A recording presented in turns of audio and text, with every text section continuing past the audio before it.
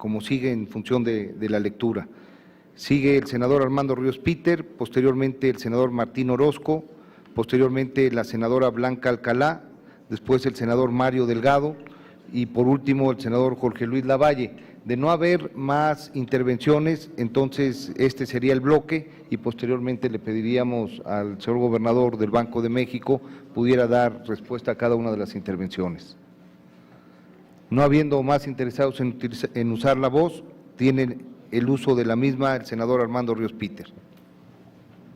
Sí, gracias. Con su permiso, señor presidente. Bienvenido, doctor Agustín Carstens. No sé si quien está manejando la presentación pueda poner la lámina 24, por favor. Siempre es más didáctico poner láminas.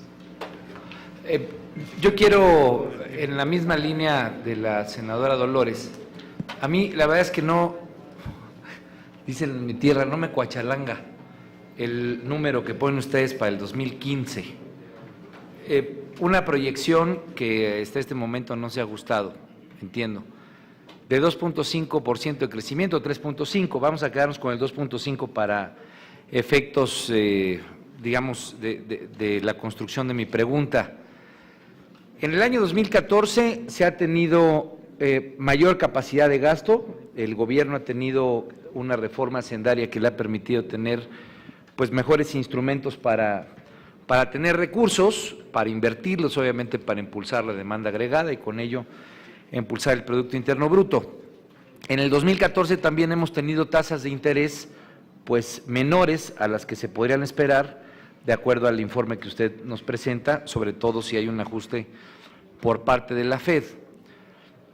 Entonces, digamos, así a golpe de pájaro, lo único que nos permitiría que tuviéramos un 2.5% de incremento, o este 0.5% en comparación con el 2%, 2.1% que tenemos ahí, son las exportaciones, por lo que yo logro entender. Quiero solamente citar, para efectos de mi pregunta, la encuesta sobre expectativas de los especialistas en economía del sector privado, marzo de 2015, que publica el Banco de México.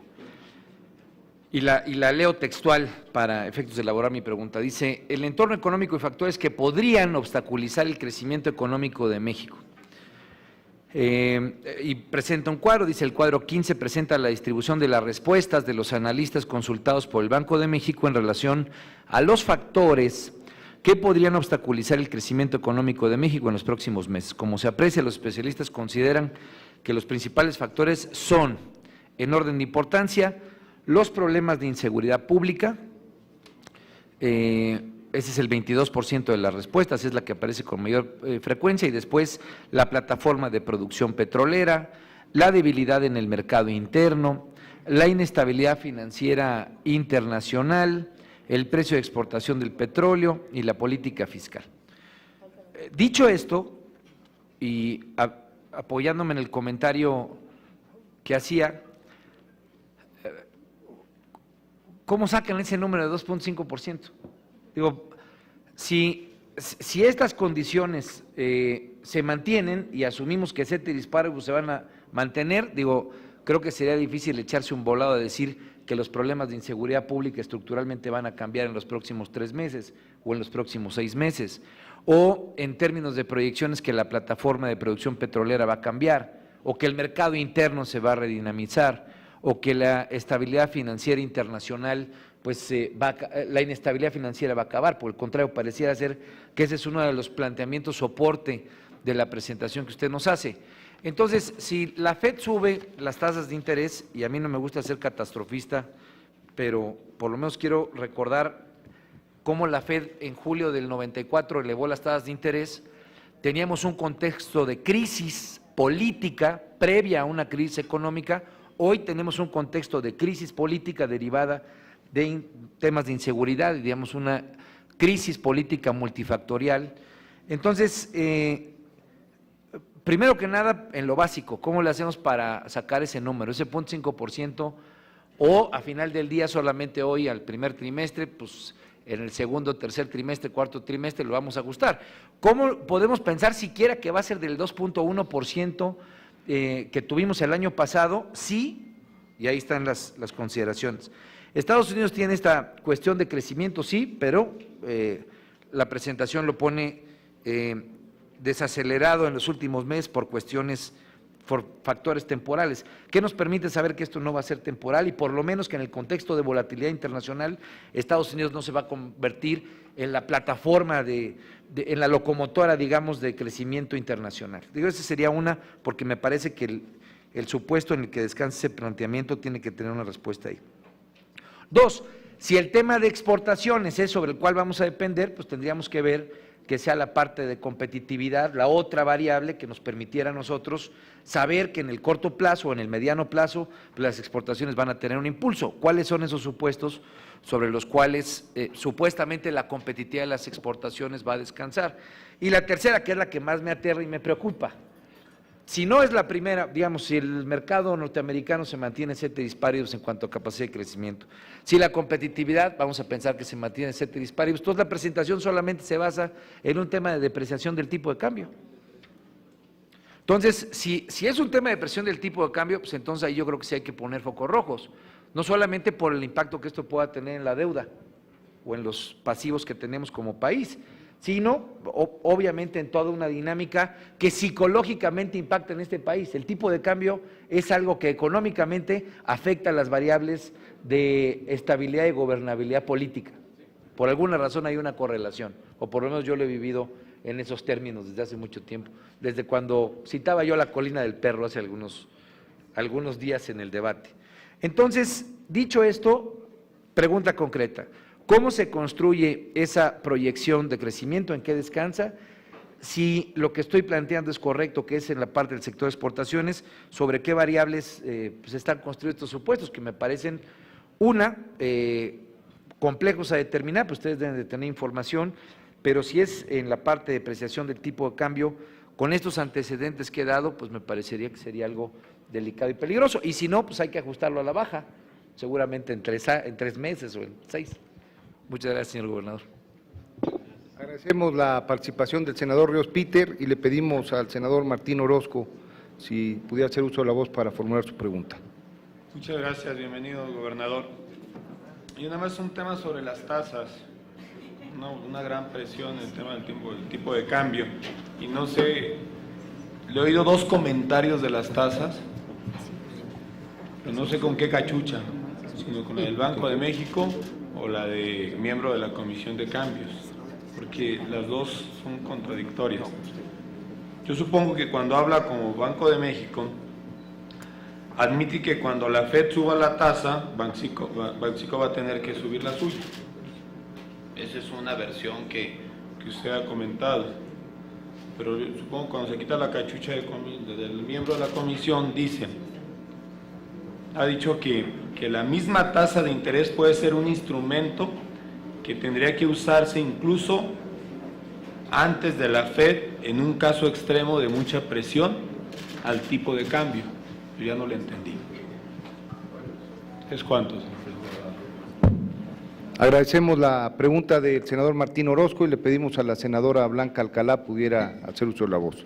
Gracias, señor presidente. Señor gobernador, siempre es por demás relevante su presencia en el Senado de la República, interesantes sus comentarios, y aunque evidentemente nos preocupan las cifras aquí presentadas, quisiéramos que fueran mejores, creo que lo más importante sería efectivamente saber las medidas que el Banco de México ha estado tomando y piensa tomar, pues ante muchas de las variables que aquí ya se han señalado, de manera particular el tema del cambio de la política monetaria de los Estados Unidos, los impactos de las tasas de interés y si las medidas que el banco está tomando son suficientes o cuáles adicionales son las que en un momento dado se estima que podrían ponerse pues en práctica ante pues este escenario nada halagador de lo que ocurre. Y por otro lado, aprovechando su presencia, me gustaría saber sus comentarios en relación a una iniciativa que hemos presentado un grupo de senadores de diversas corrientes políticas en relación al tema de la ley de recursos con procedencia ilícita, llamada como la ley antilavado de dinero. Si bien en todos hay coincidencias que necesitamos seguirle cerrando el paso al lavado de dinero, Evidentemente también nos interesa pues no generar obstáculos para que la economía pueda dinamizarse, mucho más en un escenario como el que hoy usted nos relata, y que en un momento determinado pues podríamos también, de cara a lo que implica pues esta incorporación cada vez más creciente de las operaciones de los mexicanos al sistema financiero, a la banca, hasta dónde estamos teniendo información de calidad para el lavado de dinero y no solamente de cantidad. Y por último, en ese mismo renglón, ¿cuál es su opinión para poder incorporar, como lo estamos haciendo, pues esta legislación en relación con las bitcoins, con todo lo que tiene que ver con las monedas virtuales? Gracias. Al contrario, gracias a usted, senadora Alcalá, por su pregunta, y le pediría al senador Mario Delgado pudiera formular la propia. Te toca.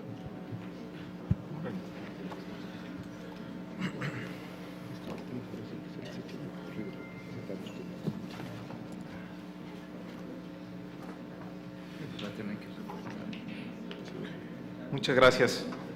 Bienvenido, señor gobernador. Muchas gracias, senador Yunes. Bueno, es, si no me equivoco, la tercera vez que nos visita aquí en el Senado y tenemos la misma historia. Entonces, y es este juego de que viene el gobernador del Banco de México, nos presenta un escenario muy optimista, con indicadores en lo que todo va bien, y después la realidad nos confronta a otra realidad económica. Yo me acuerdo el año pasado, cuando ya se veía que la economía no iba bien y teníamos la reforma fiscal instrumentándose, yo le pregunté cómo sostenía usted la tesis de que íbamos a crecer por encima del 3.5%, porque el consumo interno estaba deprimido, se estaban frenando las inversiones, Estados Unidos no iba bien, en fin, todos los indicadores nos señalaban que iba a ser imposible sostener que íbamos a crecer al 3.5%, sin embargo usted me dio una respuesta aludiendo a varios factores, recuerdo un mayor crecimiento de Estados Unidos y el mayor gasto del gobierno, y no se dio así. Hoy tenemos exactamente la misma historia, ¿no? Una proyección económica pues que realmente pues nadie cree, pero que se sigue sosteniendo. Es decir, estamos ante un falso optimismo y no hay capacidad de autocrítica en prácticamente ninguna variable. Y se lo digo porque esto tiene consecuencias. El juego de tener falsas expectativas respecto al crecimiento hace que el nivel de gasto que tenga nuestro país sea como si estuviéramos creciendo a esa proyección económica. Es decir, en 2013 se gastó como si fuéramos a crecer al 3.8%. En 2014 se gastó como si hubiéramos crecido también por encima del 3.5%. Y para el 2015 es el mismo juego. Y también en el tema de endeudamiento. Nos endeudamos a partir de una proyección, nos endeudamos como si estuviéramos creciendo por arriba de 3.5%. Y esto va debilitando la credibilidad de la economía mexicana, que es algo que deberíamos compartir esa preocupación. No hay, por ejemplo, en su informe, pues ningún comentario a los niveles preocupantes de endeudamiento que ha tenido este gobierno. Los requerimientos financieros del sector público en 2012 eran 5.9 billones de pesos. Para el 2015 ya están en 7.6 billones de pesos, un aumento de 30%. Y tenemos una política fiscal expansiva a costa de mayores impuestos y donde no crecimos, solamente nos endeudamos. Entonces no hay ningún comentario respecto de la política fiscal, a pesar, bueno, está claro que usted se encarga de la política monetaria, pero algún comentario merecería la política fiscal, ¿no? Y justamente creo que ya no podemos seguir con un Banco de México que se felicite de cumplir un mandato que ya es muy corto para la realidad mexicana. Es decir, que tengamos inflación estable, pero ¿a costa de qué? Ya lo señalaba aquí la senadora Dolores Padierna. la política salarial sigue siendo el ancla de la inflación. A mí me sorprendió mucho la reacción que usted tuvo cuando se empezó a hablar de un aumento del salario mínimo. Su reacción inmediata fue que una política de recuperación salarial sería inflacionaria. No sé si usted tenga evidencia en el banco, si se tengan estudios, si se tenga pues algún tipo de información que nos pueda compartir, o simplemente está defendiendo el principal instrumento de control de la inflación en México, que sigue siendo esta contención salarial. Porque ya nos ha salido muy caro. Si bien es cierto, tiene beneficios el control de la inflación, el costo al que lo hemos hecho en este país pues es dramático, que es una pérdida del poder adquisitivo de las grandes mayorías, que es una mayor intensidad de la pobreza, que tengamos un mercado interno deprimido y pues que el nivel de vida se siga deteriorando. Entonces, creo que una política monetaria exitosa pues debería enfrentar el reto integral de estar acompañando un objetivo de generar crecimiento económico sin presiones inflacionarias. Y yo creo que ya no hay que esperar si se cambia el mandato o no. Creo que Banco de México, en una actitud responsable con el país, pues debería empezar como a hablar un poco de esto, porque seguimos celebrando las cifras de control de la inflación, pero a un costo altísimo para millones de mexicanos. Y luego cuando se plantean alguna posibilidad como el tema de los salarios, pues la respuesta es inmediata y se cierra esa posibilidad. Respecto del tipo de cambio, me gustaría que nos comentara un poco, hizo un comentario usted a los medios hace una semana, me parece, donde decía que, bueno, prácticamente de milagro no había habido efecto inflacionario de la mayor depreciación. Quisiera que seguramente usted tiene, pues ya se respondió esa incógnita de por qué no ocurrió, tal vez tenga que ver con el componente de las importaciones, pero me gustaría que comentara al respecto. También quisiera preguntarle a cuánto asciende ya es una gráfica que omitió de su presentación, antes sí no las traía. ¿Cuál es el porcentaje o el monto de tenencia por parte de extranjeros de bonos gubernamentales? ¿Qué porcentaje representa de las reservas internacionales? ¿Y en cuánto se ha incrementado la demanda por CETES en el último año por parte de los extranjeros en nuestro país? Y si se tiene algún cálculo de escenarios de probable salida de capitales ante cambios distintos, a distinto ritmo, por parte de la FED. Si se tienen pruebas de estrés en los distintos bancos a partir de cuál es la tenencia de estos bonos gubernamentales en las distintas instituciones financieras. Es decir, si tenemos ya escenarios para que no nos vayan a agarrar con los dedos en la puerta el cambio en la FED, porque se dice en el exterior y se dice en todos lados que México está preparado para este cambio en la política monetaria de la FED. Bueno, pues que nos dé un poco más de evidencia, no nada más decir, bueno, pues tenemos tanto de reservas internacionales y con eso nos vamos a defender. O sea, hay que ver el grado de riesgo, pues tiene que ver pues con los capitales golondrinos que se irían, con la tendencia de bonos gubernamentales en manos de extranjeros. Sí tiene algún tipo de escenarios. Y bueno, la conclusión es que en este país nadie se hace responsable del crecimiento económico.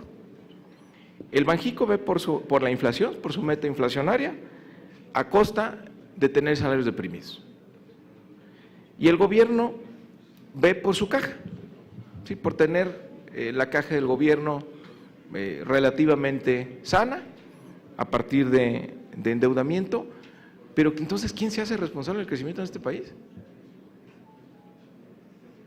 Porque ni el gobierno lo hace, él se encarga de su caja y el Banjico de la inflación. Y entonces pues seguimos, ¿sí? O la Virgen de Guadalupe. ¿Cómo vamos a pasar de la estabilidad macroeconómica con estancamiento y precariedad laboral a un crecimiento sostenido sin presiones inflacionarias. Me parece que es tiempo de reflexionar lo que está pasando, lo que estamos haciendo, y ya no es suficiente que se tengan este tipo de informes, que usted nos venga a decir que está cumpliendo con el mandato, cuando la economía del país pues no funciona.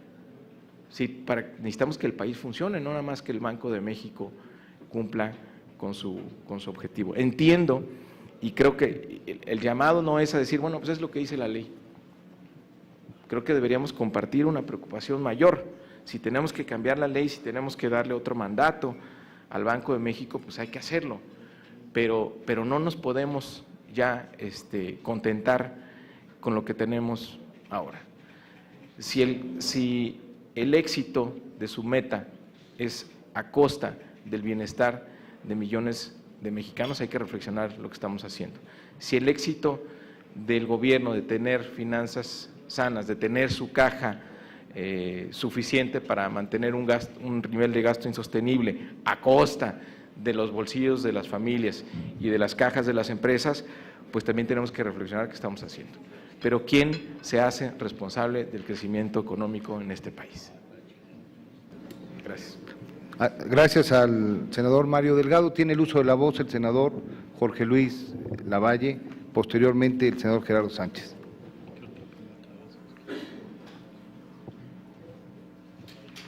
Gracias, bienvenido, gobernador. Un placer tenerlo aquí en el Senado de la República. Bueno, yo no quiero ser repetitivo con lo que han comentado varios de mis compañeros, nada más, pues sí me gustaría pedirle que nos ayudara a profundizar en algunos de los puntos que mencionó en su presentación. Primero, con respecto a la inflación.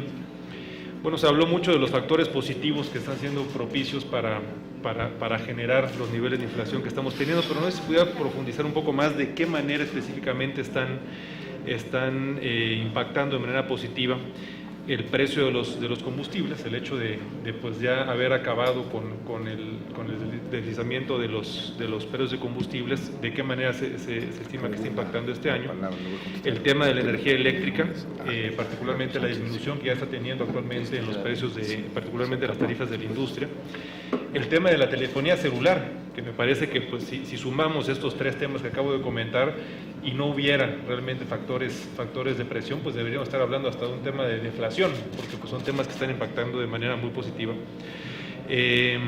Pero también me gustaría profundizar en los temas que están presionando y de qué manera específica están impactando en la inflación. El tema de la reforma fiscal, que bueno, particularmente este año se estima que va a tener efectos de presión. El tema de la deuda pública, que me parece que no se tocó durante la presentación y creo que ese es un tema relevante, de qué manera, particularmente el tema de deuda de estados, municipios y el de la federación. Y el tema de la corrupción, que de acuerdo a lo que muchos han comentado, pues económicamente nos está costando a los mexicanos, bueno, hay quienes hablan de más, de menos, pero se habla hasta de 2 puntos del Producto Interno Bruto. Entonces, ¿de qué manera está impactando negativamente los altos índices de corrupción en el país y cómo se tiene medido esto?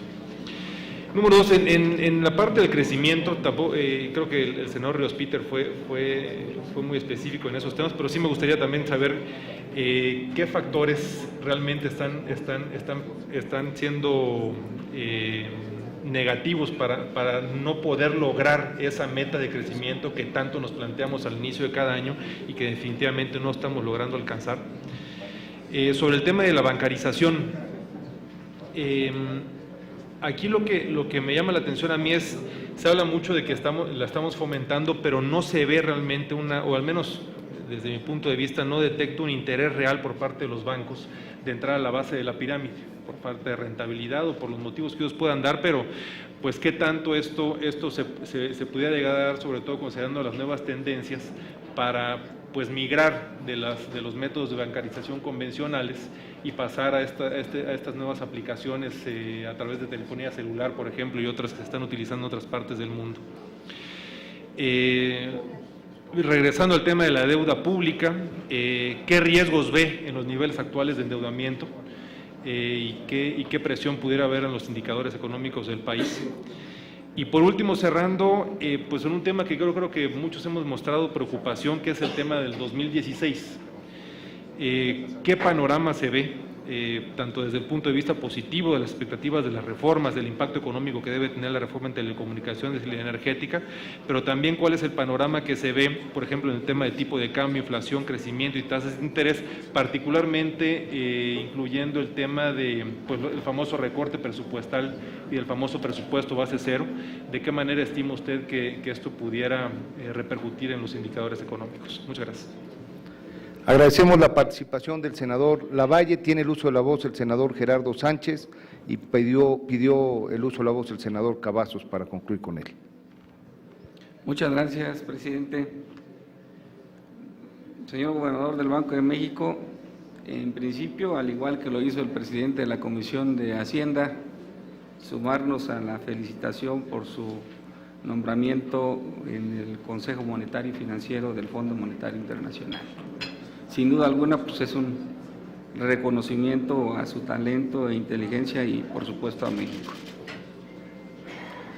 Como usted sabe, desde mediados de 2014, México ha venido mostrando choques externos, producto de una baja drástica de los precios internacionales del petróleo, asociada a una mayor oferta de los Estados Unidos, una baja en la demanda de este hidrocarburo, principalmente en las economías avanzadas y emergentes que mantienen desacelerada su economía, así como la reducción de los precios por parte de Arabia Saudita, uno de los principales productores de petróleo en el Medio Oriente y en el mundo, de la falta de acuerdos de la OPEP, como usted lo señaló y lo explicó atinadamente en su exposición. Al mismo tiempo, el crecimiento del Producto Interno Bruto de Estados Unidos, donde su expansión en el segundo y tercer trimestre de 2014 fue del 4.6% y 5% respectivamente, si bien ha favorecido a un mayor dinamismo de nuestra economía, también la expansión de un ajuste al alza de las tasas de interés ha repercutido en una alta volatilidad en relación al tipo de cambio del peso con respecto a la divisa norteamericana, que ha venido estabilizándose gracias a la intervención del Banco de México. Esta situación también viene afectando las expectativas de crecimiento de nuestra economía, cerrando en el 2014 en 2.1% del Producto Interno Bruto, que si bien no era el esperado, sí nos habla de que vamos por un camino correcto. Así lo confirma, por ejemplo, el crecimiento sostenido de la actividad de la industria automotriz, de la inversión bruta fija, en la industria de la construcción y el crédito, mayores remesas y la recuperación de la confianza del consumidor. Y recientemente, acaban de anunciar una inversión por más de $1,000 millones para la industria automotriz en una armadora en Celaya, Guanajuato. No obstante, la baja de los precios petroleros han afectado los ingresos del sector público.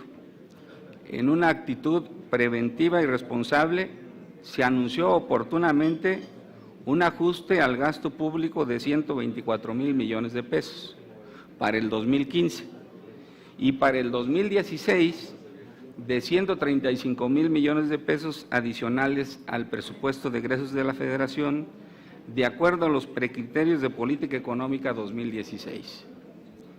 Este ajuste permitirá un cambio en la elaboración del proyecto del presupuesto para el 2016, que dejará de ser inercial y se trabaja con una metodología base cero, que significa revisar la estructura programática, qué programas funcionan, cuáles no están cumpliendo con sus objetivos, cuáles no están bien evaluados, qué dependencias del gobierno o qué áreas de la administración pública están duplicando funciones o ya no cumplen con el objetivo para el que fueron creadas, como lo señaló el doctor Videgaray, secretario de Hacienda, en la reciente Convención Nacional Bancaria.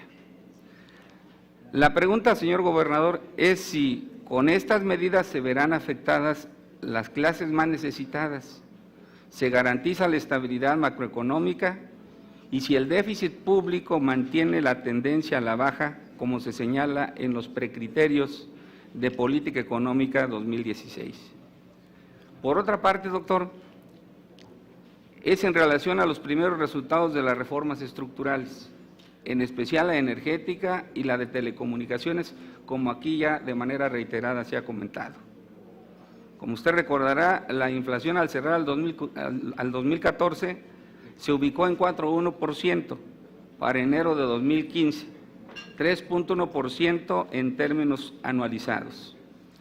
Esto se ha reconocido que ha sido por el menor ajuste a los precios de la gasolina y electricidad, la eliminación del cobro de largas distancias, entre otros resultados que favorecen a la población. Recientemente, el diario El Financiero dio a conocer una nota donde señala que empresas ahorrarán más de 6.5 miles de millones de pesos por costo de electricidad. La tarifa eléctrica para la industria se redujo en 23% en el primer trimestre y se espera que en el año alcance el 32%. Si es de esta manera de medir el impacto positivo que esto trae, no solo para las empresas, sino para la población, es decir, de qué manera se puede constatar el beneficio de estos resultados para la gente, o si existe o debiera existir un convenio o acuerdo entre la iniciativa privada y el sector público donde estos beneficios de alguna manera se puedan socializar. Por su respuesta, muchísimas gracias.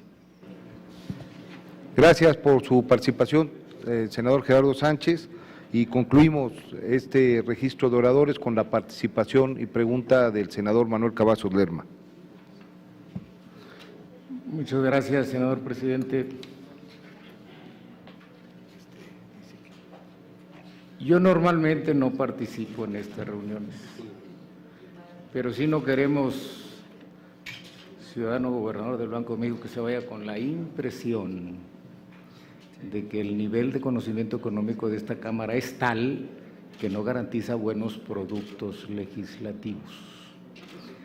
No confundimos nivel con tasa de crecimiento, porque esa confusión suele producir efectos desastrosos en la política económica y en las leyes en las que se sustenta la política económica. Por eso esto de decir que crece la productividad, ¿cómo se ponen a decir que crece la productividad si los salarios son bajos? No, pues una cosa es el nivel de salarios y otra es la tasa de crecimiento de los salarios. Y lo que hay que correlacionar, pues es la tasa de crecimiento de los salarios con la tasa de crecimiento de la productividad. Pero lo que más preocupa de algunos argumentos que hemos escuchado es que crean unos sofismas perversos, como aquellos: estamos observando que los salarios son bajos y que la productividad ha crecido, por lo tanto la productividad, etcétera. No, pues la conclusión lógica, si queremos correlacionar amplias variables, es que hay que mantener deprimidos los salarios para que crezca la productividad. Y eso es un sofisma, pues sencillamente, lógicamente y sobre todo políticamente intolerable. Se dijo lo contrario de lo que usted está diciendo. Yo pido la palabra para alusiones porque soy la única que habla. Por otro lado, y registramos su petición, senadora. esta pregunta de, bueno, ¿y a quién corresponde entonces la tasa de crecimiento? Bueno, el crecimiento económico lo podemos ver de dos partes. Por el lado de la oferta, entonces vemos que el crecimiento es la suma de lo que crecen los sectores agricultura, ganadería, silvicultura, pesca, minería, manufacturas, comercio, servicios, etcétera. ¿A quién corresponde? A todos los participantes en estos sectores por el lado de la oferta. ¿Qué secretarías participan? Pues participa la Secretaría de Agricultura, Ganadería, Zagarpa, participan pues todas las secretarías. ¿A quién les corresponde? A todos. ¿Nada más al gobierno? No, por el lado de la demanda es consumo más inversión, más gastos de gobierno, más exportaciones, menos importaciones. ¿A quién corresponde? A todos los que participan en todos y cada una de estas variables. ¿Qué parte le toca al Banco de México? La mayor contribución que puede ser el Banco de México al crecimiento económico es mantener la estabilidad de los precios en un nivel aceptable. Y aquí también conviene, y con esto concluyo, recordar que si queremos lograr N objetivos, necesitamos cuando menos N instrumentos, pero no le queramos dar todos los objetivos a un solo instrumento, porque como nos enseñaron en las matemáticas de la secundaria, si tenemos, no, álgebra se ve hasta la secundaria, si tenemos N variables, necesitamos N ecuaciones, pero no podemos encontrar solución al sistema si tenemos menos ecuaciones que variables. Pero no, esta es una condición necesaria, no es suficiente. No basta con que tengamos N objetivos y N instrumentos, necesitamos además que estén bien asignados, porque si la meta de estabilidad de precios se le da a la Secretaría de Economía, es que no entendemos nada. No, la meta de estabilidad de precios se le debe dar al Banco de México, la meta de estabilidad del tipo de cambio que está correlacionada, o sea, hay multicolinealidad, tipo de cambio precios, pues le toca también al Banco de México. Y otra condición es que estén bien coordinados, porque podemos tener N objetivos, N instrumentos bien asignados, pero hay mala coordinación, no vamos a lograr los objetivos. Y por último, pues hay que recordar que estamos en un mundo global, y ya que alguien mencionó por aquí el tema de ceteris paribus, pues ceteris paribus quiere decir que todo lo demás permanece constante. Para poder aislar el efecto de una variable necesitamos dejar constantes a todas las demás, pero si metemos a todas las variables simultáneamente, lo que obtenemos es confusión. Por eso es bueno utilizar ceteris paribus, pero en su debida dimensión. Y relacionado con esto, la inflación no es aumento de precios. El aumento de precios no es inflación. La inflación es un aumento generalizado en los precios por un tiempo que normalmente es mayor a un año, 4 trimestres, 12 meses, para que pueda ser un aumento generalizado y sostenido, pero además por encima de un límite. El límite en la doctrina, el límite tradicional, el límite ortodoxo suele ser un 3%. Mi pregunta aquí sería si el Banco de México sigue sosteniendo el 3%, entonces hablar de 4% ya es inflación. Pero hablar de 3% menos no es inflación, es mantener estabilidad en los precios o, mejor dicho, es mantener constante la inflación. Muchas gracias. Agradecemos la participación del senador Cavazos. Tiene el uso de la voz el doctor Carstens para dar respuesta y estaremos atentos a el devenir del desahogo de las preguntas por si hubiese que hacer alguna precisión. Tiene el uso de la voz, doctor. Muchas gracias, señor presidente. Muchas gracias a todas las senadoras y senadores por sus intervenciones. Empezando por las preguntas que formuló la senadora Padierna. Hay varias partes que están confundidas, digamos, de los extractos que usó del informe del banco, ¿no? Digamos, para empezar, pues esta comparecencia es para dar cuenta de todas las acciones que lleva a cabo el Banco de México, y sí hacemos un informe de inflación porque nuestro mandato constitucional es mantener la inflación baja y estable, y bueno, y coincido plenamente con todo lo mencionado por el senador Cavazos. El punto fundamental es que mantener una inflación baja y estable no es un objetivo en sí mismo, es un vehículo. ¿Para qué? Para tener un mayor crecimiento económico. ¿Y por qué una inflación baja y estable es necesaria? Porque primero es el impuesto más regresivo que hay. Y número dos, porque es el que ese nivel de tasas de interés es lo que da mayor seguridad, genera una mejor intermediación del ahorro y de la inversión, termina en menores tasas de interés y eso genera crecimiento económico. Entonces no está desasociado, digamos, el mandato que se le asignó al Banco de México con el crecimiento económico. Es una condición necesaria, aunque también coincido con lo dijo con el senador Cavazos, pues no es una condición suficiente, ¿no? Usted mencionó que hacemos menciones de dos choques, y el precio del petróleo y la apreciación del dólar. Dijimos es la apreciación del dólar contra todas las divisas del mundo, no es únicamente contra el peso.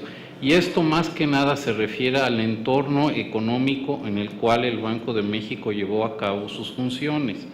No, estos dos choques no son los que están directamente relacionados con la inflación, que pasaré a explicar. Ciertamente en 2014 tuvimos una inflación de 4.08. Sin embargo, desde finales del año 2013, advertimos que la inflación podía estar arriba del 4% y que aquí es muy importante tener en cuenta la inflación medida y la inflación en el concepto de que es un aumento generalizado y sostenido en los precios. El aumento que se generalizó y que generó este 4.08% fue un cambio en precios relativos, y fue un cambio que después de un año no iba a tener un impacto sobre la inflación, y ese fue precisamente el fenómeno relacionado con la reforma fiscal. Entonces, la reforma fiscal no genera un aumento generalizado y sostenido en los precios. Precisamente nuestra obligación como Banco Central es que ese cambio en precios relativos no se traspase a otros precios y que no se afecte la dinámica de la inflación. Precisamente es lo que se evitó, y por eso puntualmente en la primera quincena de enero cayó, de 2015 volvió a caer la inflación. ¿Qué hubiera sucedido si el Banco de México hubiera respondido a ese 4%? Bueno, hubiéramos subido las tasas de interés, le hubiéramos puesto un costo más alto a la economía, y es muy probable que cuando estas medidas de política monetaria hubieran surtido efecto en términos de la inflación, ya la inflación hubiera estado de regreso al 3%. Entonces le hubiéramos impuesto a la economía un costo gratuito. Entonces, precisamente por eso advertimos que íbamos a estar al 4%, era un problema de medición de la inflación y que no respondía un fenómeno inflacionario al cual el Banco de México tuviera que responder. Y esta aseveración que hicimos resultó puntualmente como lo esperamos. Sí mencionamos que algunos choques en particulares se habían desvanecido. Algunos precios agropecuarios cayeron y eso nos ayudó. En telecomunicaciones, les recuerdo que en la reforma financiera, en telefonía, los cargos de larga distancia y de roaming se eliminaron. Entonces eso generó una reducción en precios que se reflejó en la medición de la inflación. En términos de los energéticos, una cuestión, y esto lo mencionó el senador Lavalle, uno de los fenómenos que a nosotros siempre nos produjo problemas es que la tasa de ajuste de los precios de las gasolinas era alta, mayor al 10%, y era constante, y eso sí afectaba la dinámica de la inflación. Ese deslizamiento se redujo al 3%, de hecho se redujo a 1.9%, fue un aumento de una vez por todas, de tal forma que ya no está generando presiones inflacionarias.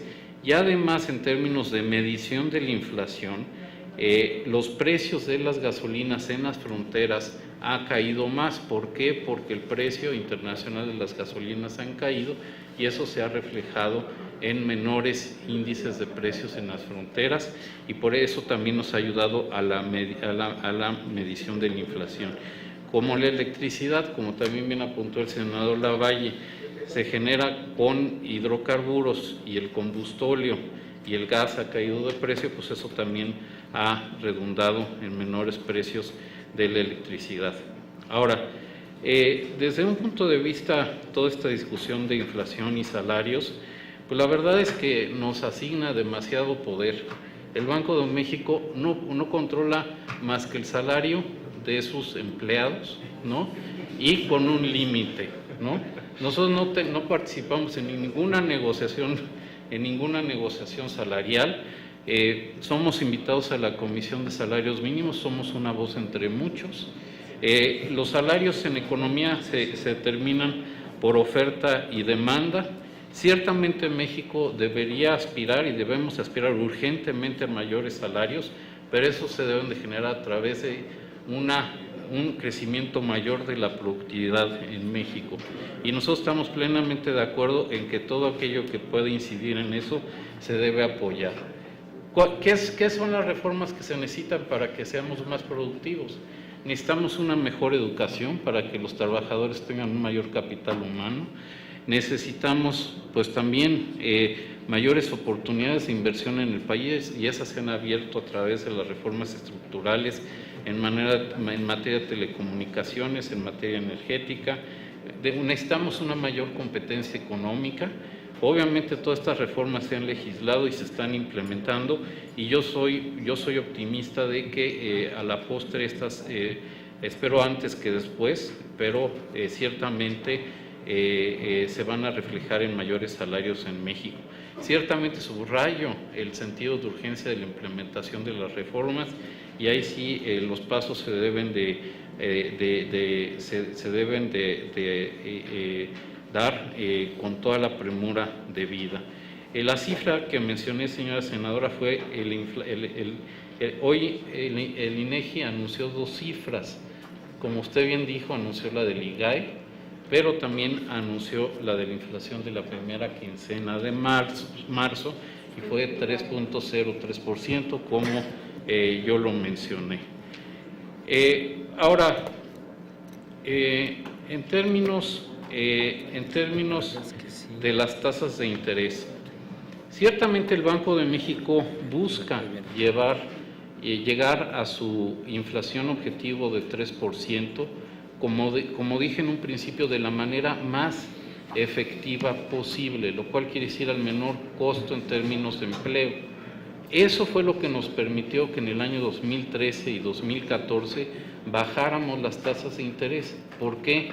Porque vimos que podíamos converger al 3%, como ya lo demostré que lo hicimos este año, con un nivel de tasas de interés más bajas. Ahora, ciertamente conforme va avanzando la economía, pues van cambiando los escenarios, y el Banco de México tiene que ajustar tanto sus pronósticos como sus políticas. Y sí, un determinante que puede ser importante de la inflación es el tipo de cambio. ¿Por qué? Porque variaciones en el tipo de cambio pueden afectar las expectativas de inflación, y esas expectativas de inflación eventualmente se podrían reflejar en mayores precios, además de que los productos importados pues tienden a subir de precio, ¿no? Por eso nosotros tenemos que estar vigilantes al comportamiento del tipo de cambio de la inflación, y el Banco de México va a hacer un ajuste en su política monetaria en la medida en que veamos que nuestra meta de inflación se pueda ver afectada o amenazada. Y por eso si el tipo de cambio está afectando las expectativas de inflación, y nosotros pensamos que la convergencia y la consolidación del 3% está en peligro, tendremos que ajustar las tasas de interés. ¿Por qué? Porque nosotros pensamos que esa es lo que se necesita para cumplir con nuestro mandato. Si nos rezagamos, de todas maneras las tasas de interés van a subir, porque también el Banco de México maneja un límite pequeño de tasas de interés. Las tasas de interés de los CETES, las tasas de interés de mercado se van a ajustar. En ese sentido, la conducción de la política monetaria le da orientación a las tasas de mercado, y de esa manera logramos anclar las tasas de interés. Y lo que es importante es que las tasas reales sean lo más bajas posibles, y eso se logra en la medida en que tengan credibilidad las acciones del Banco de México. Entonces, nosotros estamos plenamente a favor de mayores salarios. Sí se tienen que generar a través de un crecimiento mayor de la productividad, porque también de esa manera es como los salarios reales en México, el verdadero poder adquisitivo de la gente va a aumentar de manera sostenida, y lo que hace el Banco de México todos los días es precisamente defender el salario real a través de procurar una menor inflación. Y ciertamente nosotros no tenemos, como dije, la capacidad de administrar los salarios en el país. Con respecto a la pregunta puntual del senador Ríos Peter, ciertamente hay varios factores que contribuyen para presumir un crecimiento económico mayor al 2.1% este año. Nosotros lo tenemos entre 2.5 y 3.5. Ciertamente, como bien dijo, las exportaciones van a ser un vehículo importante. ¿Por qué pensamos que el factor de Estados Unidos menor crecimiento es temporal? Bueno, porque sí hubo, en el este de Estados Unidos hubo un invierno tremendamente crudo, también hubo una huelga muy grande en todos los puertos del oeste de los Estados Unidos que afectó el crecimiento, y por otro lado, también la apreciación del dólar contra todas las divisas ha afectado un poco las exportaciones de Estados Unidos, pero de todas maneras es muy probable que el crecimiento en Estados Unidos este año sea mayor y que eso le dé un impulso a nuestras exportaciones. Ciertamente la depreciación del tipo de cambio real también es un factor importante que juega un papel. Nuestra estimación es de que el tipo de cambio nominal se ha ajustado más de lo debido con respecto a la depreciación que se justificaría por factores reales. Entonces también en ese sentido yo veo cierta posibilidad de apreciación del tipo de cambio con respecto al nivel que tenemos al día de hoy. Sin embargo, es muy difícil predecir y hay mucha volatilidad, sobre todo porque los mercados financieros internacionales están sumamente volátiles, ¿no? ¿Y qué es lo que realmente ha pasado? Es que la cantidad de liquidez que ha generado Estados Unidos, Europa y Japón ha generado a países emergentes ingresos de capitales mucho mayores de los que podemos manejar sin que genere distorsiones en nuestros precios. Y ciertamente hay la posibilidad de que salgan, y lo que nosotros tenemos que cuidar es que salgan de la manera más ordenada posible y generen la menor distorsión posible. E incluso tratar de que se queden. Para eso, pues es muy importante que el riesgo país baje, que el crecimiento económico se acelere y en ese sentido, pues también todo lo que ustedes han mencionado de que la deuda y los requerimientos financieros del sector público se mantengan bajo control. De hecho, pues, los planteamientos que ha hecho la Secretaría de Hacienda con respecto al saldo histórico, los requerimientos financieros del sector público y en los precriterios y traen de manera subyacente el compromiso de bajar en 0.5% estos requerimientos el año entrante, y que la razón del saldo histórico de requerimientos financieros sobre PIB irán bajando de aquí al año 2018. Por otro lado, también vemos que la inversión ha venido creciendo bastante rápido. Hay una lámina que tenemos donde se ve que la de maquinaria y equipo viene creciendo a un nivel muy alto. Por ejemplo, ya se mencionó la inversión en el sector automotriz por el senador Sánchez, pero ha habido mucha otra inversión en otros sectores. Y en consumo, pues también poco a poco ha venido aumentando. El consumo, por ejemplo, de vehículos ligeros está llegando a niveles récord este año, y también pensamos que el gasto público, aunque con el ajuste, sí podría de alguna manera minimizar el factor de ese ajuste en la medida en que haya una mayor calidad de gasto, y eso se logrará a través de el presupuesto base cero y toda esa racionalidad de gastos que se tiene que dar. Sin duda, coincido con que hay factores, lastres que pueden generar disminuciones en el crecimiento, Sin duda el de la inseguridad es uno, yo coincido plenamente con eso, pero pues eso se tiene que atender en su magnitud y por las vías correspondientes. Ciertamente la caída en la plataforma de petrolera ha sido muy importante y también ha afectado el crecimiento, digamos, eso ciertamente para el Banco de México era muy difícil de pronosticar, ¿no? Y bueno, pues para eso precisamente esto redobla el grado de urgencia de una implementación pronta de la reforma en materia de hidrocarburos, ¿no? Ciertamente yo no me atrevería a hacer una comparación entre 94 y 2015, hay diferencias muy importantes. Para empezar, el régimen cambiario es diferente. En ese entonces teníamos un déficit en cuenta corriente mucho mayor al que tenemos ahora. Hoy el déficit de cuenta corriente es 2.3, se puede financiar muy fácilmente con inversión extranjera directa. Tenemos un nivel de reservas internacionales récord. No tenemos desfases cambiarios como existían entonces. Tenemos una banca sana, en ese entonces no teníamos una banca sana. Entonces, digamos, sí son momentos que puede haber turbulencia, pero yo creo que son manejables. Y más que nada es turbulencia que nos va a llevar a un mejor escenario, porque en Estados Unidos están subiendo las tasas porque están creciendo más. Y a la postre eso nos va a beneficiar el crecimiento económico de nuestro país. Con respecto a la intervención del senador Orozco, bueno, muchas veces las respuestas que pueden parecer diferentes a una misma pregunta, lo que sucede es que son respuestas a preguntas diferentes, ¿no? El punto, él decía que en alguna ocasión dije que si el FED sube la tasa de interés, Banco de México la tiene que subir.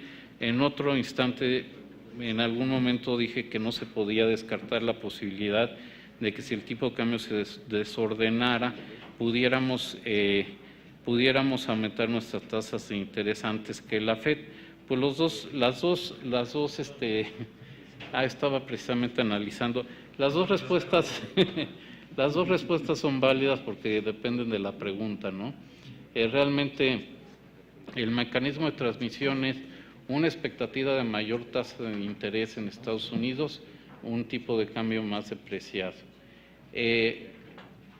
¿Tendremos que actuar hasta que el FED actúe o tendríamos que actuar antes? Bueno, el Banco de México tiene que ponderar todas las posibilidades.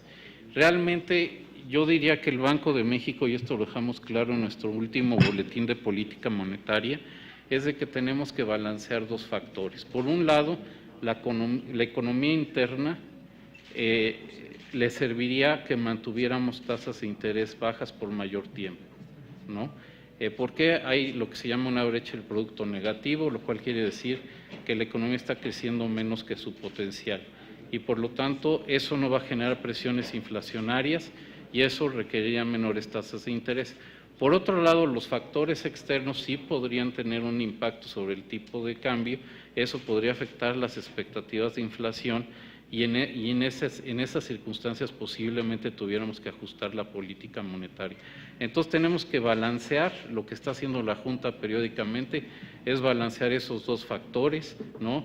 Y no podemos descartar que tuviéramos que actuar por efecto de la política del Federal Reserve, aun cuando eso pudiera tener un efecto sobre el tipo de cambio, bueno, más bien por el efecto que pudiera tener sobre el tipo de cambio. Entonces, no hay contradicción, sin embargo, es cómo se va a dar la película hacia adelante y en ese sentido, cómo vamos a estar balanceando pues esos dos fenómenos que se vuelven muy importantes para la conducción de la política monetaria. Con respecto a la pregunta y el comentario de la senadora Blanca Alcalá, bueno, realmente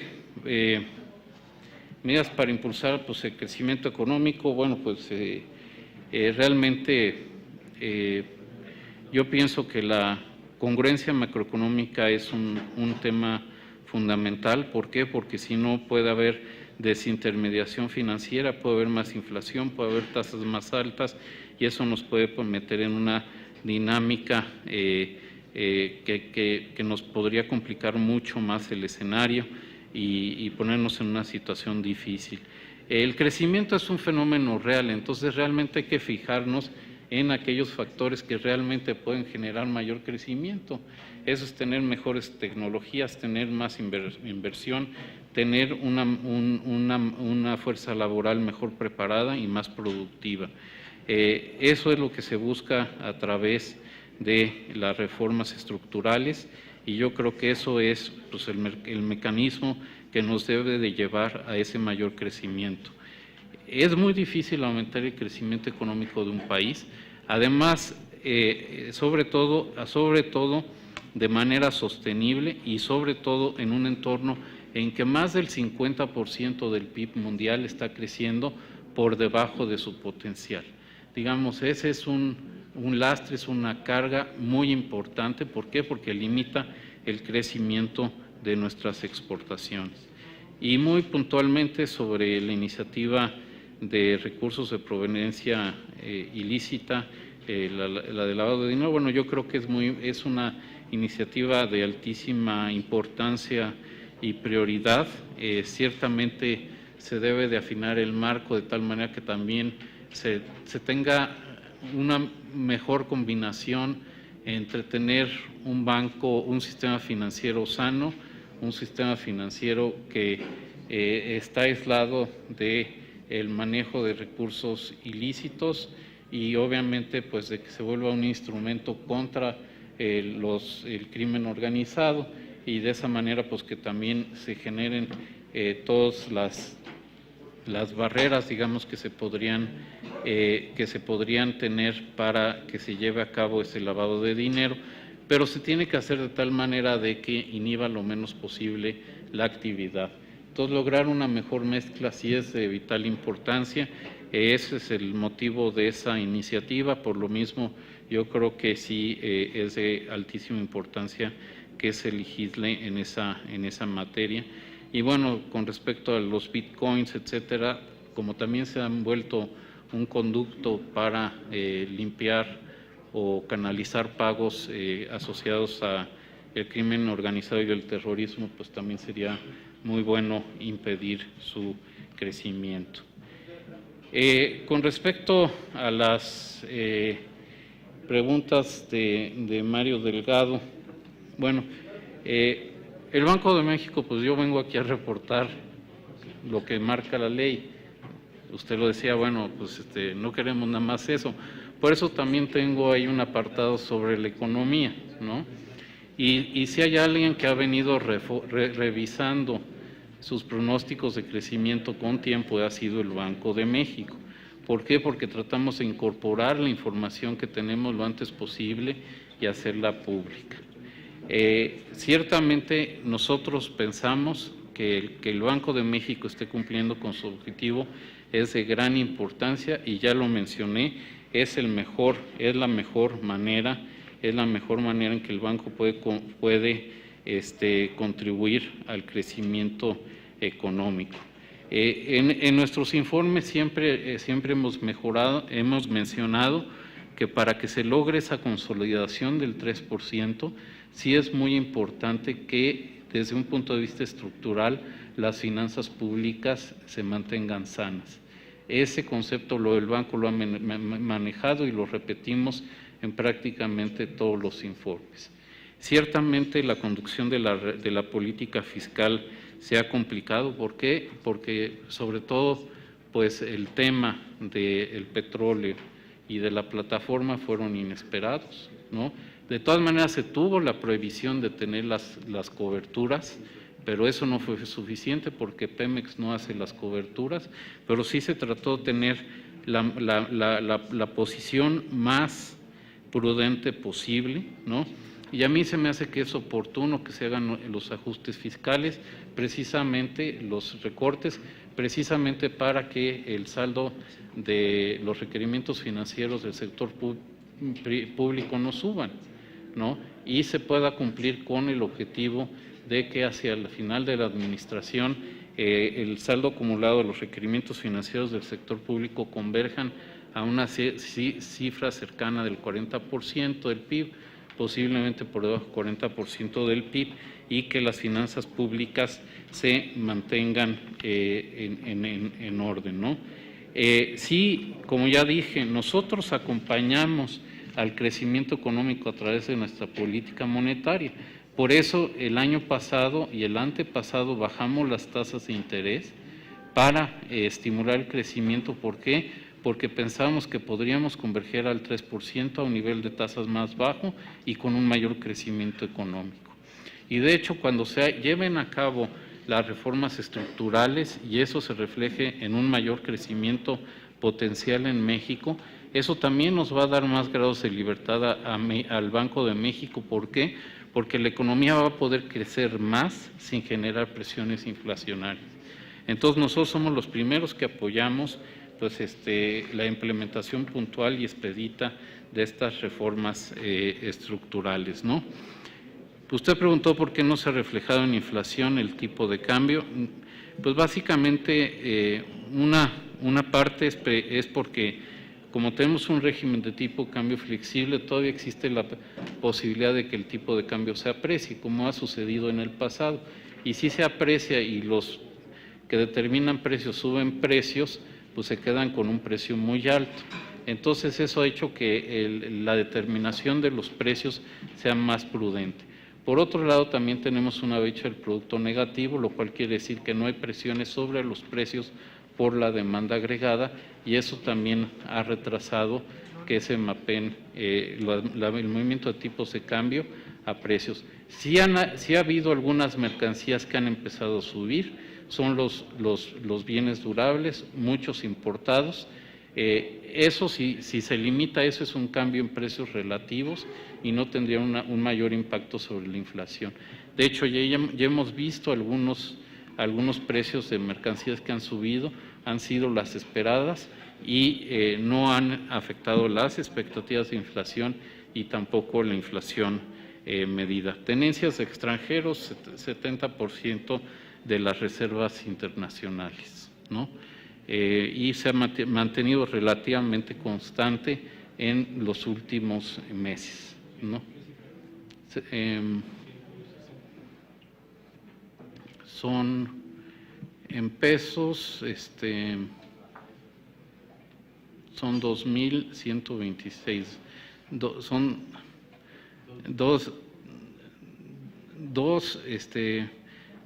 2.126 miles de millones de pesos, ¿no? Que deben ser, pues sí, como 70% de 2.000, pues sí, serían como 145 mil millones de dólares por ahí.